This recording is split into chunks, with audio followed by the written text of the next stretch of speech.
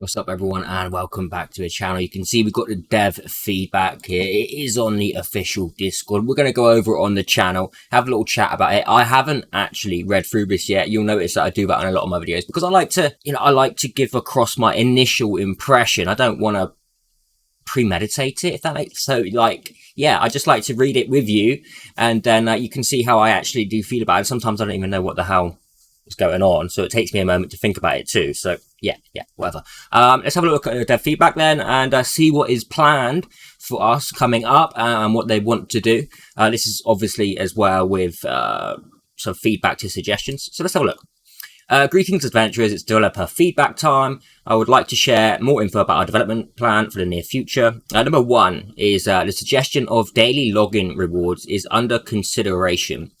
Adding a daily login reward has been advised by lots of players. They want to have a login calendar with different free gifts for each day of the month.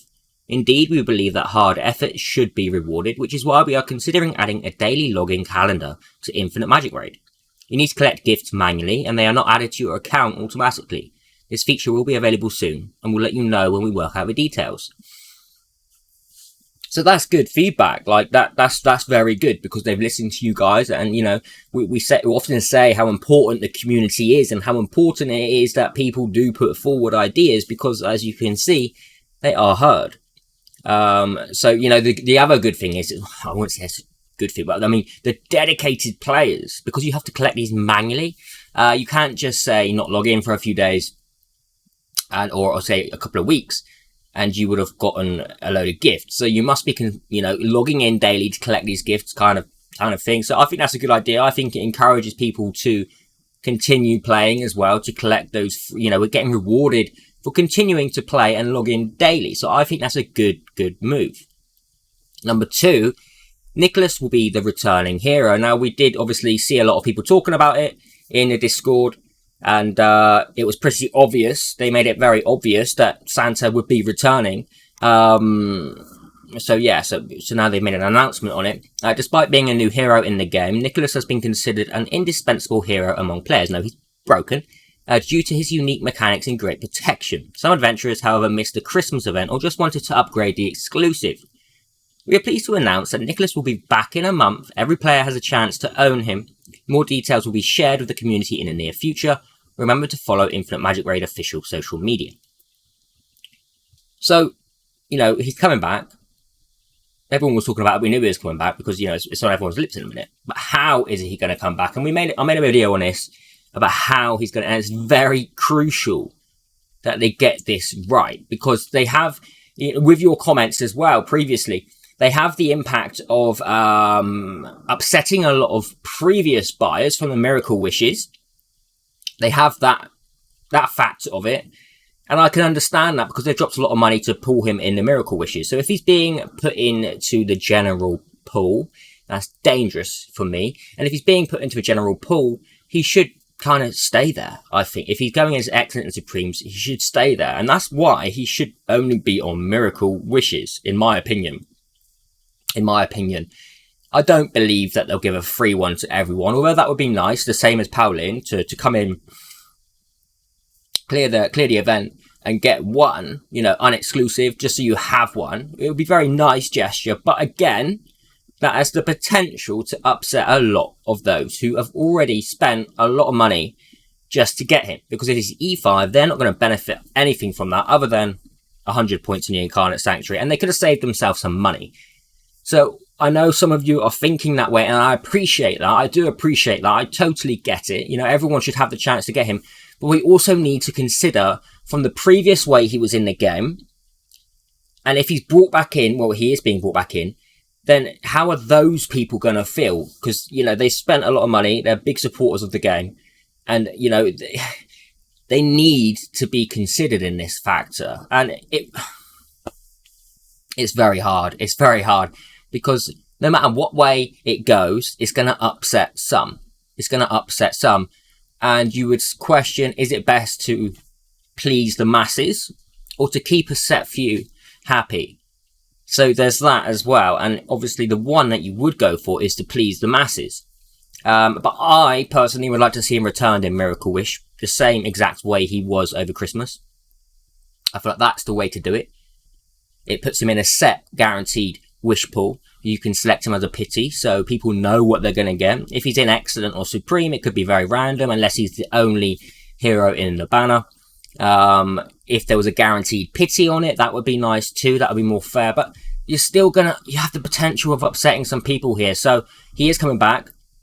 We don't know in what way. We don't know in what way at all. But I just cannot urge them enough to be very careful of how they bring him back, and also who they listen to. They need to listen to the entire community, not just a select few people, right? Not just a select few people, because that isn't... Yeah, okay. Moving on. We're moving on. Number 3, new faction in March. That's great, right? We've got a new faction coming to the game. That opens up Faction Abyss. That opens up our gallery to get a lot more heroes. And it's going to be great to see what kind of heroes that we get. So March is going to be a significant month for the developer team because Infinite Magicraid launched globally half a year ago. It will celebrate the half-year anniversary, which is half-year anniversary is kind of cool. With a completely new faction. This time, our magical adventure story will take place in the underwater world. We could see some funny-looking heroes, to be honest. Yeah, I'm expecting to see some quirky-looking designs. I like the sound of this. This update features a new story, a new faction, a new map, including detailed scenes, creatures, bosses, and new challenges. Stay tuned. This is a big this is a big news, a new faction. That's huge news. Number 4, Elemental City Optimisation. What is another thing that people are questioning at the moment. Elemental City is one of our biggest updates yet, and we're happy that many players enjoy it.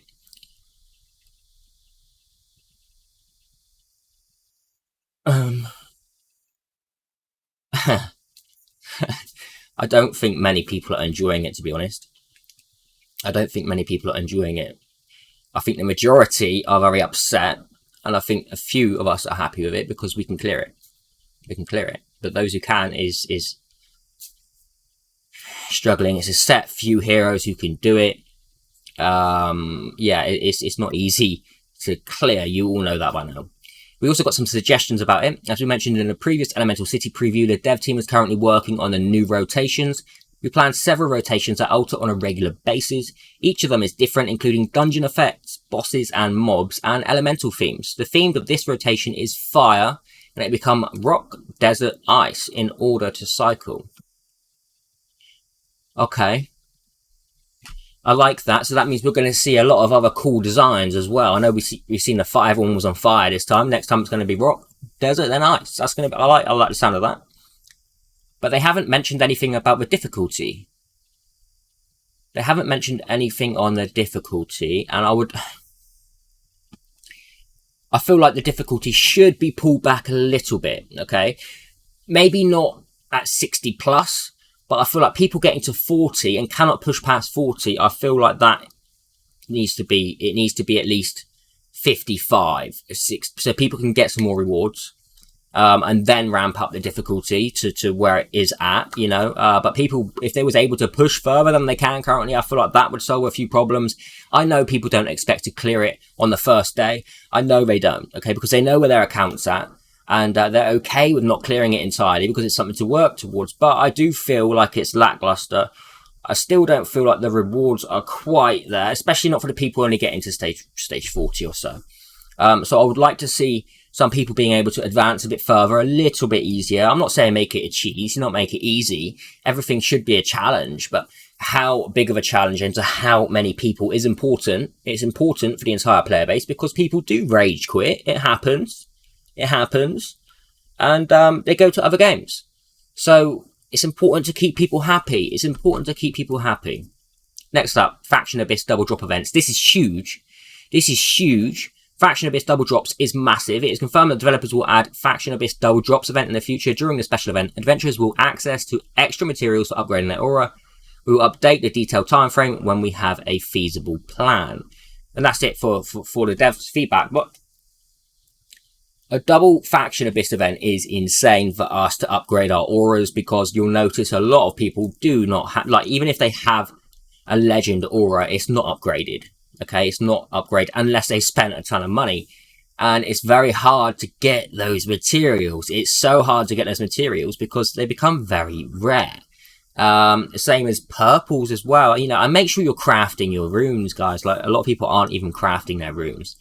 But yes, please do look forward to the Faction Abyss double drop event. And you know what? These are actually a very good feedback that we've had here. You know, the daily login rewards. Nicholas is returning. In what way? That could be a disaster, or it could be amazing. New faction is huge. That's fantastic news. Elemental city optimization. Yes, okay, that's cool. That's good. But how much is it going to be optimized? Are we going to see it get a little bit easier? Are we going to see rewards improve? I know that we're going to be changing the look in the art and the bosses, but you know, that's great. They won't change the special boss, by the way. They won't change the special boss. She stays, but the other bosses will change. They will look fantastic, but the biggest concern is people aren't here to see it looking, although they are here to see it looking pretty, but they're here for their rewards and they want to progress it. And if they can't do that, it's pointless having amazing content if they cannot enjoy it. And then Faction Abyss is fantastic. So on that note, thank you for watching. Thank you for tuning in. And make sure you comment and let me know if you are happy with this feedback, and continue providing input, because it does get heard. Don't think it goes unheard. They always acknowledge it.